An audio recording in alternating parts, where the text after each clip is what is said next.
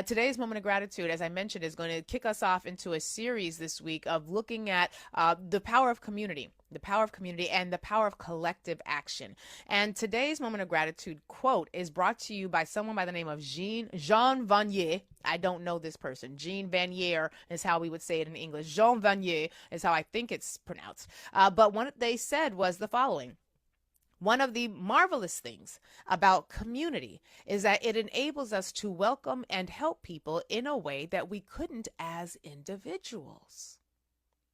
I'm saying it again, one of the marvelous things about community is that it enables us to welcome and help people in a way we couldn't as individuals. Why is this important? Because community is an institution. And remember the thing we always say about institutions, that as an institution, you can outpace an individual? Right? Like it's very difficult for an individual to beat out an institution. Extremely difficult, which is one of the reasons why when people say, oh, I got to get into the belly of the beast so I can make change. Baby, you ain't going to make no change in the belly of the beast. Because by the time you as an individual get to the belly of the beast done chewed you up, salivated, crushed you in its stomach muscles. You're in the belly of the beast and you getting shat out. Because the beast is an institution, and your individual efforts, if they are not coupled in the power of community, are going to largely be for naught, or not as powerfully as they could be. One of the marvelous things about community as an institution is that it enables us to welcome and help people in ways that we couldn't as individuals. This is one of the reasons why it's so important in this moment that you get connected, become a part of a group, or start one.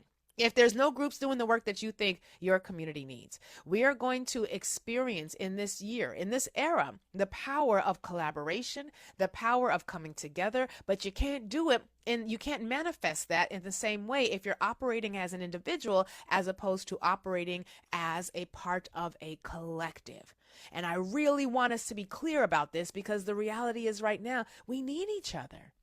Guys, come on, we do. We need each other. One of the reasons why you guys, we gravitate to support each other and to do this work is because we recognize that we're more powerful together. And we're going to sit in this space of reminding ourselves of that because we are going to have so many opportunities, particularly this week as we are approaching some pretty critical moves and time frames in our national government and internationally. We are going to need each other now more than ever. And so I'm encouraging you to do the work of building community. I'm encouraging you. We had a caller last week who essentially said, they're kind of alone and don't really have anybody. And I get it. Because being alone and feeling alone and not like you have someone, that's a real thing. But it doesn't have to stay that way. In fact, it cannot.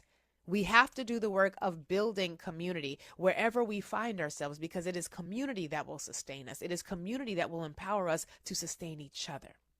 My friends, I don't know what it is today that gives you a sense of joy or gratitude or appreciation, but whatever it is, I want you to hold on to it, cherish and nourish it, and sprinkle as much of the juicy goodness of it as you possibly can into the lives of other people, because Lord knows we could all use a bit more of it. And that, my friends, is today's moment of gratitude.